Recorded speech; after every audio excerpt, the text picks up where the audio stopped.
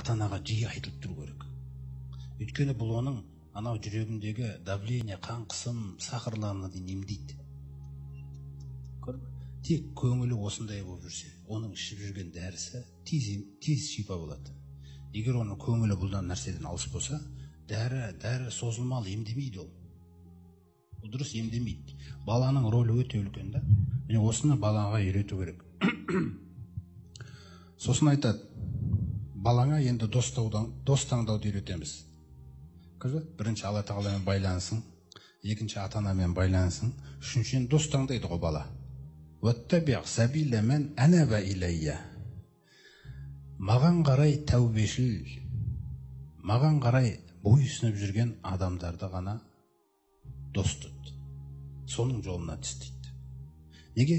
Өйткені ол маған бойұсынып жүргендіктен саған адал дос болады да, сен одан тек жақсылықты жұқтырып отырасың.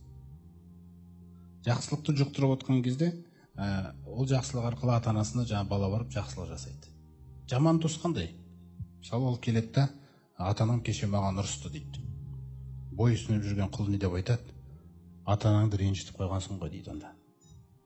Сен ата-анаңды құрметте, жаман сөз сөйлеме деп үйретеді. Ал жаман дос не дейді? Ой, өзі қазіргі ата-аналар ұрса береді, жастар түсінбейді олар. Бала бұзылады. Менде де сондай болған, сосын мен кейін бүйтіп қойып едім, одан маған сөйлемейтін болды, кез келген уақытта шығып кете беремін үйден дейді. Бала бұзылып кетуін көрді ме? Соқтан Алла Тағала бұл жерді де байқап, жаңағы бір беттің ішінде осыны кіргізіп, маған қарай еңкейіп, маған бойұсынып жүрген адамның жолында ғана бол. Соған дос бол, сонымен дос бол дейді. Келесі тақырыпты қараңыз енді. Лұқман не айтып отыр? Я бунайя, қайтадан. Бір тақырыпты аяқтады, екінші. Ей балақайым. Иннаха интаку мисқала хаббатин мин хурдалин фатакун фи сохратин ау фи самавати ау фил арди яти биха Аллах. Есіңде болсын балақайым. Мен сені үйде жүрген кезде, қасымда жүрген кезіңде көрем. Сен менен алыс жүрген жерлерде мен сені көрмеймін. Бірақ есіңде болсын, Алла көреді. Мені алдағанмен Алланы алдай алмайсың. Сондықтан сен мен жоқ жерде бидайдың салмағындай бір істі бүлдірсең, сосын оны апарып бір жартастың ісіне жасырасың ба? Аспанға апарып жасырасың ба? Жерге апарып жасырасың ба? Есіңде болсын. Алла Тағала қиямет күні сол ісіңді алып келеді дейді алдыңа. Есіңде болсын. Инна Аллаха латифун хубир. Алла Тағала күллі құпияны біледі. Қазір мен сенімен сөйлесіп отқанда, сенің көкірегіңнің не іздеп отқанын Алла біледі. Алла Тағала сенің көкірегіңдегі құпияны да біледі, ол хабардар. Осы нәрсе балам есіңде болсын. Мен көп жүрмеймін қасында, мүмкін ертең өмірден осып кетем. Тек осы Алланың бақылауы есіңнен шықпаса, сен Алланың назарында боласың әрдайым. Рахымында, жақсылығында. Сондықтан негізгі нәрсе мен үшін де, сен үшін де құрметті ол Алла. Ол Алла қарап тұр, көріп тұр бізге. Сондықтан оның қарап тұрған сондай қасиетті назарынан біз жоғалтып алмайық. Біз бірдеңкені бүлдіріп, сол қасиеттен айырылып қалмайық. Ал адамдардың саған қарауы, олар осы дүниенің назарымен қарайды. Болды. Олардың назары саған ешқандай жақсы баға бермейді, ол күллісі алдамшы нәрсе. Сөйтіп жан дүниені бір тазалады. Сөйтіп келесі сөзін айтады. Я бунайя, ей балақайым. Келесі саған өсиет ететін ісім ақимис соля. 5 уақыт намазыңа берік бол. Мен қасыңда жүрген кезде мен саған серік болып көмектесіп қалам. Мен жоқ жерде саған серік болатын нәрсе намаз. Жамандықтан тек сол ғана тоқтата алады сені. Бір жамандық істейін деп атқан кезде қазір 5-ің кіреді ғой деп сол ғана тоқтата алады. 5-нен кейін бір күнә істейін деп тұрсаң, асыр есіңе түсіп сол тоқтатады. Ол менен гөрі күшті серік, егер оған жақсы болсаң. Көрсіз ғой. Соқтан осы 5 уақыт намазды жоғалтпа болма балам. Осыған тұрақты бол. Одан кейін, балам, өзіңнің қасыңа күш қуат жина. Ортаң жақсы болсын. Ортаң жақсы болу үшін уәмур бил мағруфи. Айналаңдағы достарыңа мен жақсы көретін істерді айтып жүр. Алла Тағалаға иман, ата-ананы сыйлау керек, намаз керек, ақырет деген нәрсе бар екен деп. Уанханил мункар, сондай ақ балақайым. Алланың алдында дәреже еткің келсе, жаман нәрселерден де тыйып жүр. Көрме, сонда адамның қоғамдағы орны, мысалы бір ортаға бір адам келеді, жаңағы адамға олар қызығады, оны әркім өзіне қарай тартқысы келеді. Сен тек Алланыкі бол деп отыр ғой. Сен Алланыкі боласың, егер сен Алланыкін сөйлесең. Жақсылыққа шақырасың, жамандықтан тоқтатасың. Ешкім сен өзіне аламайды. Өйткені осы нәрсені баласына үйретіп жатыр. Ертең біреулердің жетегінде кетіп қалма. Бір мансаптағылар өзіне қарай тартып алып кетпесін. Қызықпа ештеңкеге. Жақсылыққа шақыр, жамандықтан тый. Алланыкі ғана бол. Сол арқылы сен адамдарға көбірек пайдалы боласың. Үшінші, осындай жолдарда осындай істерімді істеп жүрген кезде қиыншылықтар келіп қалуы мүмкін өміріңде. Сынақтар келеді. Адамдар тарапынан жаңағыдай әртүрлі ауру сырқау келіп қалуы мүмкін. Жеміс-жидек, бақша жеміс бермей қалуы мүмкін. Осындай бір сынақтар келген кезде балақайым, уасбир аля ма асобака, басыңа түскен нәрсеге сабыр ет дейді. Сабыр ет. Сабыр ету деген сөз әлсіздік танытпа. Бірінші. Екіншіден, осы басыңа түскен нәрсеңді адамдарға шағымданып айтпа. Маған осындай болатыр деген нәрсені балам жақындатпа өзіңе. Шағымың, жаңағы тек қана мұңыңды Аллаға аш. Раббым, осындай сынақ келіп қалды. Үміт етемін, осы арқылы күллі күнәмді жуып жіберші. Және ақыретте маған. Ол дүниеде бірдеңке жоғалтсам ештеңке емес қой, Раббым. Ақыретті жоғалтып алмайшы мен. Осындай нәрсемен сабыр ет балам дейді. Егер осы нәрселердегі ұқыпты болсаң, инна залика мин азмил умур, есіңде болсын балақайым дейді. Мынау әркімнің қолынан келе бермейтін істер дейді. Көрсіз ғой. Міне сен қызығатын нәрсе. Лұқман осы нәрсені айтады. Одан кейін айтады. Ла тусағир хаддака линнас.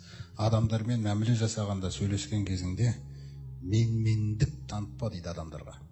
Менменді бетіңді бүйтіп қайтарып, былай. Өзіңді сондай қымбат қылма.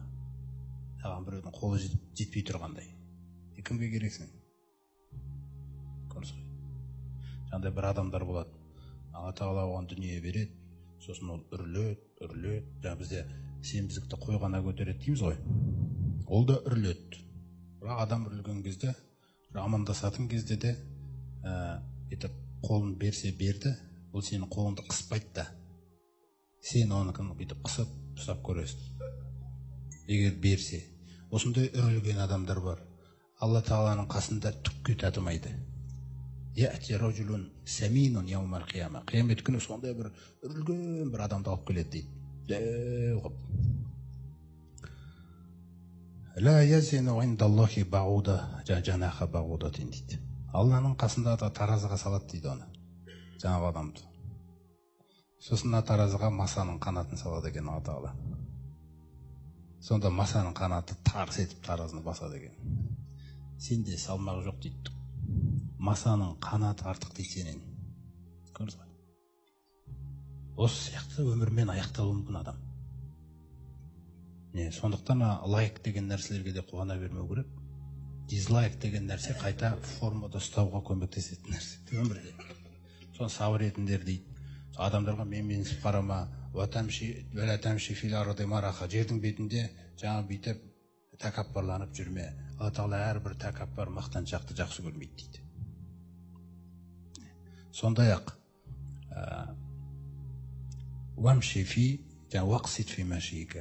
жүрген жүрісіңде жүрісіңнің өзін бір ретке келтіріп ал дейді. Орташа. Көрдіңіз ғой. Орташа жүріспен жүр. Сосын уағдут мен саутик. Сөйлеген кезде даусыңды төмендетіп сөйле дейді кішкене. Басып. Ешқашан деп айқайлап сөйлеме дейді. Қандай нәрсені айтсаң да айқайлап сөйлеме. Балаңмен де бірдеңкені құлатып алса да, не істедің сен деген сөздер жаңағы.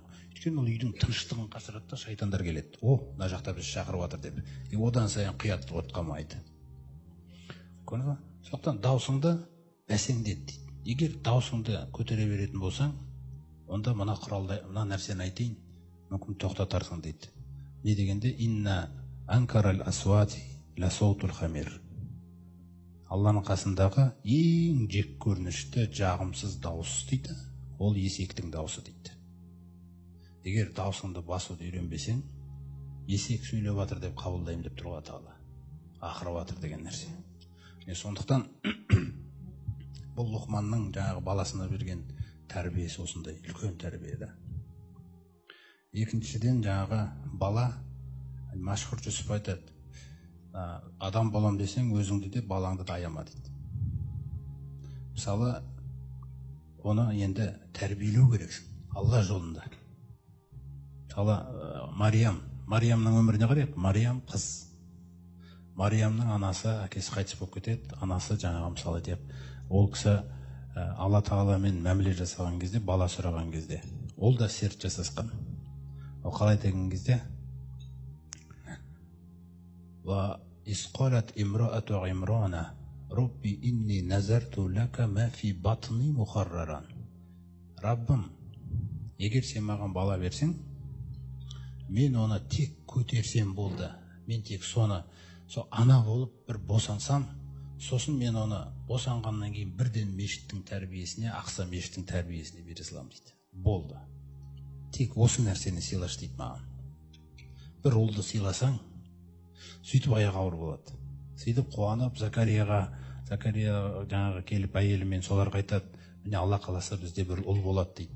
Сосын ол Закария айтады, оның ұл екенін қайдан білдің дейді. Мен солай серттескем дейді Алламен. Өйткені ұлды ғана береді ғой мешіттің тәрбиесінде, қызметке.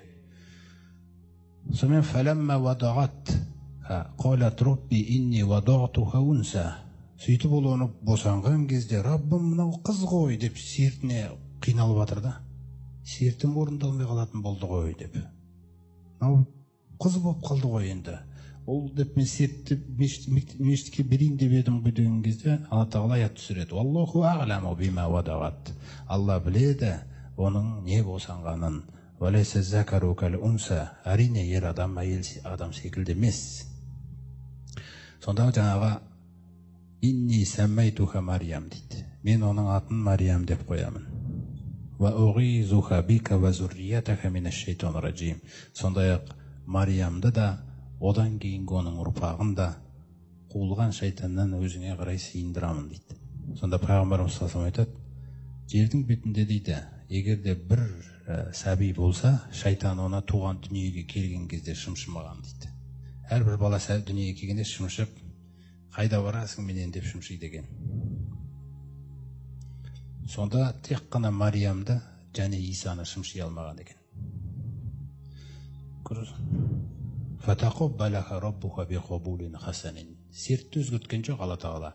Мариям қыз болса да, оны сол Ақса мешіттің ішіне кіргізіп, ерлерден қалыстырмайтын өзінің бір михрабында, жеке әйелге арналған бөлмеде, сол бөлмеде оны жақсылап өсіріп, сол жерде тәрбиелеп шығарды. Оған Закарияны жауапты қылып қойды. Көрдіңіз ғой? Әрдайым Закария, куллама дахала алейха Закария ал-михраба. Әрдайым Закария ол Мариямның құлшылық ғибадатханасына кіріп келген кезде, уәжада индаха ризқо, оның дастарханынан ризықтарды көріп қалады дейді. Негізі оған тамақ әкеліп тұрған Закария. Закария бір кішкентай, өзінің тапқан бір кішкентай тамағын әкелетсе, Мариямның бөлмесі тамаққа толып тұр дейді. Қысты күні жаздың жемістері үзілмейді, жазды күні қыстың жемістері үзілмейді. Ана жақтағы жылы жақтарда жеміс үзілмейді ғой. Сонда Закария таңғалып, «Әнна лаки хаза, ей Мариям, қай жақтан?» Сонда аталық, «Хуа мин индилла» дейді Мариям. Алладан келіп отыр. Алла Тағала ризық берушілердің ең қайырлысы. Нені көрсетіп отыр мына жерде? Әйел адам ешқашан күнәға бармасын ризықтан қорқып дейді. Үйінде отырса мен табам дейді, оған кімнің аяқ келетін деп отыр Алла Тағала. Егер тақуалығын сақтап, көп мысалы әйел адамдардың тәнін нетуге соған кетіп қалады ғой. Көрдіңіз ба? Егер дейді тақуалығын сақтаса мен табам дейді оның үйіне ризық апарып беретін адамды. Міне соқтан жесірлердің өзіне қорықпайтын, қыз бала қорықпасын деді ризықтан. Мариямды ризықтандырған Алла Тағала. Көрдіңіз ғой? Міне осындай кілттер мысалы Құраннан бізге беретін. Енді осы бала ата сізге бала сыйлап жатқаннан кейін біреуін жаңа бір юрист қылып оқытарсыз, біреуін медик қылып оқытарсыз. Яғни баланың қабілеті сіздің міндетіңіз. Мектепте оқып жүргенде бұл баланың бойында қандай қабілеттер бар, соны анықтап үйренбесек 10 жылдың ішінде біз дұрыс әке болған жоқпыз. Біз көре алу керекпіз бұны. Не қабілет бар бұда? Ол үшін менде онымен сырласу сағаттары көп болу керек. Алып жүру керекпін әр жерде. Бірде дәрігерлермен ортада осындай алып жүру керексіз. Мына жерде мысалы бір дәрігер отыр, бір тарихшы отыр, бір жаңағыдай химик отыр. Сол кезде сөйлеген кезде бала байқалады қай жаққа қарай ұмтылатыны. Дәрігер бауырыңыз сөйлеп отқан кезде дәрігер жақсы екен, мен ұнайды маған осы нәрсе дегендей. Сол қабілеттерді тауып қою керексіз оқуға түсіретін жылға дейін. Оқу мектеп бітіргеннен кейін қайда түсеміз енді деп отырған ол болмайды ол. Сосын ол балада қай жаққа түсеміз екен дейді. Мысалы бір бала бір жерде оқып жүрген, сосын екеуміз сөйлесіп қалдық та, сол айтады осындай оқуға түстім дейді. Сосын мен айтам, өзіңнің ізденіп бір сүйіп түскен мамандығыңды жоқ, әке шешем осыны оқып ал деген, оқып жүрміз әйтеуір дейді. Оның өзі оны сүймесе, ол өзіне сала ала ма оған? Ол сала алмайды оны. Сондықтан адам сүю керек. Көрдіңіз ғой? Ғылым таппай мақтанба, орын таппай баптанба деген Абай атамыздың. Орын таппай деген сөз, өзіңнің қай мамандыққа сәйкес екеніңді дөп таппай, ол жерде тәжірибе босқа уақытыңды өткізбе дейді. Өйткені сен ол жұмыста жүресің, 3-4 жыл жаңа бала жүреді, сосын айтады, мынау менікі емес дейді. Тағы бір жігереді, мынау менікі емес дейді. Сонда сен баптанатын уақытты жоғалтып отырып қойыпсыз. Бізден дұрыс маман шықпайды. Сондықтан осы нәрсені ол бала сізден үйреніп отыру керек, Құдай қаласа. Одан кейін Яқұб пайғамбардың жаңағы 11 баласы, 12 баласы мысалы дүниеге келгеннен кейін ағайындары жек көріп Юсуфты қызғанып құдықтың ішіне тастап өлтіріп қойдық, қасқыр жеп кетті деген нәрселерді ұйымдастырады ғой. Сонда қарасаңыз бір жерде не? Бұл бала атаған нені көрсетіп жатыр бұл оқиға арқылы? Яқұб Юсуфты жақсы көреді. Басқа балалардың ішінде бойына ерекше бір дәрежелер беріліп жатқанын байқайды. Яғни пайғамбарлыққа таңдайды Алла Тағала дегендей. Жақсы көреді. Сонда не көрсетеді Алла Тағала? Яқұбтан сұрамай алып кетеді. Мысырға. Ол Юсуф құдықтың ішіне түседі. Әдемі, сұлу бала, мысалы айтайық. Ешқашан қиыншылық көрмеген. Құдықтың үстінде жатыр бір кезде. Кім тастады? Туған ағайындары, ешкімді соттамас үшін. Қызғаныштан. Одан кейін бір керуен келіп, ол Юсуфты керуеннің ішінен тауып алады да, мына жерде бір жақсы бала жүр. Қаншаға сатамыз дейді. Екіншісіне қосталды. Сатылам деп ойламаған, мысалы өзіңіз ойлаған. Ona барып сатып жібереді. Мысырдың бір жаңағы уәзіріне барып түседі ол. Бірақ Алла Тағала не істегісі келді? Қаншама жылдар жасап, Юсуф министр финансов болды фараонның заманында, өзінің заманындағы. Сол Юсуфтың насихатымен сол замандағы Перғауын иманға келді. Екеуі қатар өмірден озғаннан кейін ғой қайтадан перғауындық жүйеге қайтып келгендері жаңа. Сол ата-анасын қасына алдыртып, ағайындарын қасына алдыртып, өзінің жаңағы тағына отырғызатын күнге жетті ғой. Бірақ қанша уақыт кетті. Сонда атаға бұл нені көрсеткісі келеді? Балаң менікі болсын дейді, сенікі емес. Мен сол үшін бергем дейді. Тек сенің үйіңде жақсы тәрбиелесен үшін деп, сені сауапқа бөлу үшін. Бірақ өзіңдікі қылып тәрбиелеме дейді, менікі қылып тәрбиеле дейді. Сонда мысалы мынандай нәрсе бар да, ол балаңыз тек сізге ғана емес, ол елінің баласы болады. Менікі деген сөз аталған, елінің баласы болсын. Сол елінің баласы деген нәрсені біз тәрбиелегенде, сол кезде Айтеке би, Төле би деген нәрселер, кешегенде Абылай хандар, Ахметтер, Міржақыптар шығады. Қашан сен өзіңе тәрбиелейсің оны, түк шықпайды оладан. Түк шықпайды болды. Соқтан ол елінің баласы болып тәрбиелену керек. Сол үшін оның жаңағы қабілеттері зерттеледі, қаралады. Не көрдіңіз ба? Яқупты алып кетті сұрамай. Ең соңында министр финансы болып кетті ол. Мысыр елінде, өзіңіз ойлаңыз. Соқтан Алланың қалағаны жақсы ма балаңызға, сіздің қалаған? Сіз шолақ болуы мүмкін да. Соқтан балаларыңыздың біреуін медик қылыңыз, біреуін тарихшы қылыңыз, біреуін физик қылыңыз, тағы бұйырып жатса біреуін дінге қойып қойыңыз, шариғатқа.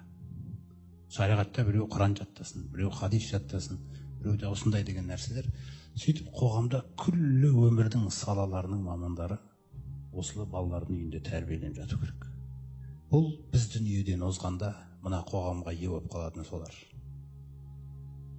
Әйтпесе бұл жаққа батыстың да жаңағы салғысы келетін нәрселер бар. Көрдіңіз ғой? Сондықтан бұндай жерде, бұндай кезінде мықты болған аталарымыздың еңбегімен, солардың иманымен, ана найзаның ұшымен, білектің күшімен деген нәрсе, ол жетімсіз сөз. Ол жерде біреу қалып қойды, иманның қуатымен деген. Көрдіңіз ғой? Өйткені кешегі Ахметтер, кешегі Міржақыптардың күллісі намаз оқыған, күллісі Рамазанның оразасын ұстаған. Әйтпесе қайдан келді ол уайым оларға? Ана Ахмет өзінің жаңағы орыс қыздың өзін алып, қазақ тілін үйретіп, медресеге үйретіп, иман негіздерін үйретіп, атын Бәдру Софи деп өзгерткен. Толғанай деген сөз қазақша. Көрдің ба? Еркек өз принципіне көндірген. Сондай нәрселермен алған ол. Ол сол нәрсеге қарай жаңағы бір төсектік қатынас деген нәрсе емес, өмір деген. Соқтан ол кешегі анасы Ахмет қайдан шықты ол? Оның анасы Құдайға сыйынған адам болған. Ахмет алып кетеді, дұғада отырады ғой. Анашым, дұға ойым деп жазған хаттары бар. Сені мен көп қиынадым, янына өмірлерім бәрі саған ауыр болып кетті ғой, анашым. Бүгін міне абақтыда мен отырмын. Жәннатқа апаратын жолдар түрлі, Алланың таңдағаны маған осы шығар дейді. Көрдіңіз ғой? Соқтан сондай тұлғалардың өзін дінімен байланыстырып оқымаса, құр әйтеуір бір жай тұлға болып деген нәрсе емес ол. Ол рухтандыратын нәрсе көп өрісте. Мысалы кешегі анау Айтеке би, мысалы билер деген алтын ғасыр болған бізде. 17-ші ғасырдың ортасы мен 18-ші ғасырдың ортасына дейін алтын ғасыр, билер ғасыры болған. Тұнып тұрған шариғат мысалы. Шариғат десе біреу қорқады, ол жерде қорқатын нәрсе жоқ. Мысалы ол кезде мына нәрсені қараңыз, Айтеке би айтады. Тәрбиеленген жол қазақтың сол кездегі сапасын айтып отыр ғой. Қазақ жолы қанағат дейді. Қазақ жолы қанағат деген сөз бізде дейді Аллаға наразылық, претензия жоқ деген сөз қазақта. Біз ризамыз күллі бұйрығына, намазына, оразасына. Енді проблемалар болып қалса қоғамда қасаң дау емі шариғат дейді Айтеке бидің сөзі. Адамдар шеше алмайтын мәселе туды ма? Шариғат қана шешеді дейді оны. Сондай мықты кісілер болған. Сол біз үшін жаңағы жан тәтті, мал тәтті деген нәрселер бар ғой енді. Жан тәтті, мал тәтті, жар тәтті деген нәрсе бар. Бірақ адам Алла тағалаға деген ұмтылысыңыз тәттірек болу керек. Пайғамбарымыз саллаллаху алейхи не деді? Мен үшін өзімнің әйелдерім, мен үшін хош иістер өте жақсы дейді. Ұнамды дейді да бұл нәрселер. Алайда көзімнің ләззаты, жүрегімнің негізгі ләззаты Алламен байланысты дейді. Намазда. Сондықтан иншалла осындай жиынға барлық уақытта Алла тағаланы мақтаулар айтамыз. Бейбіт құлына сыйлаған осындай бір жақсылық нығмет арқылы баршамызды басымызды қосып